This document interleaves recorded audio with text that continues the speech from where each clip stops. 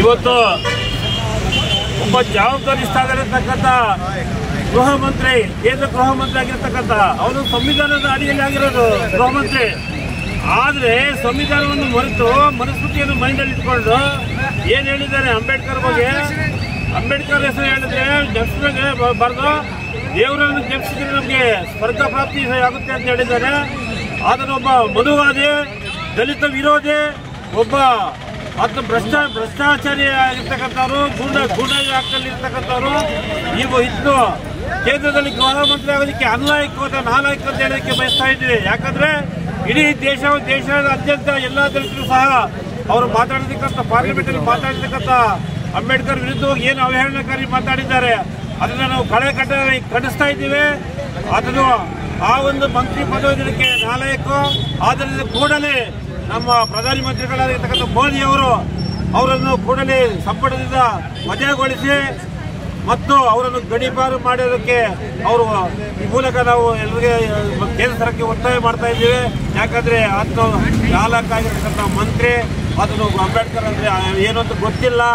ಆದರೆ ಅಂಬೇಡ್ಕರ್ ಸಂವಿಧಾನದಿಂದ ಒಬ್ಬ home minister ಆಗಿರೋದು ಹೊರತು ಮಾತಾಡಿದ್ರೆ ಇದನ್ನು ನಾವು ನಮ್ಮ ತಾಲೂಕಿನಾದ್ಯಂತ ಇವತ್ತು ಅವನ ಅಂಬೇಡ್ಕರ್ ವಿರುದ್ಧವಾಗಿ ಪಟ್ಟಿರ್ತಕ್ಕಂಥ ಹೇಳಿಕೆಯನ್ನು ಅಮಿತ್ ಶಾ ಅವರ ವಿರುದ್ಧವಾಗಿ ನಾವು ಧಿಕ್ಕಾರವನ್ನು ಕೂಗುತ್ತಾ ಹೇಳೋದಕ್ಕೆ ಬಯಸ್ತಾ ಇದ್ದೀವಿ.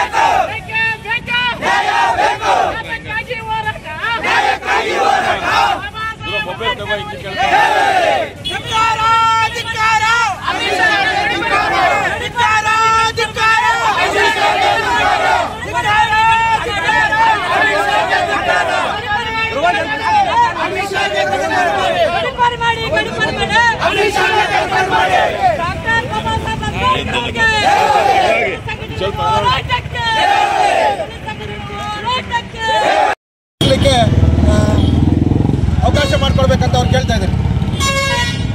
ಮಾನ್ಯ ರಾಷ್ಟ್ರಪತಿರವರು ಕೇಂದ್ರ ಸರ್ಕಾರ ನವದೆಹಲಿ ಮುಖಾಂತರ ತಹಸೀಲ್ದಾರ್ ಅವರು ಗೌರಿಬಿದನೂರು ತಾಲೂಕು ಗೌರಿಬಿದನೂರು ಮಾನ್ಯರೇ ವಿಷಯ ದಿನಾಂಕ 21/12/2024 ಡಾಕ್ಟರ್ ಬಾಬಾ ಸಾಹೇಬ್ ಅಂಬೇಡ್ಕರ್ ಅವರ ವೃತ್ತದಲ್ಲಿ ಕೇಂದ್ರ ಗೃಹ ಸಚಿವ ಅಮಿತ್ ಶಾ ಅವರು ಡಾಕ್ಟರ್ BR ಅಂಬೇಡ್ಕರ್ ಅವರ ಬಗ್ಗೆ ಅವಹೇಳನಕಾರಿ ಮಾತನಾಡಿರುವುದರಿಂದ ತಾವುಗಳು ಕೂಡಲೇ ಸಚಿವ ಸಂಪುಟದಿಂದ ವಜಾಗೊಳಿಸಿ ಗಡೀಪಾರು ಮಾಡುವ ಬಗ್ಗೆ ಮನವಿ.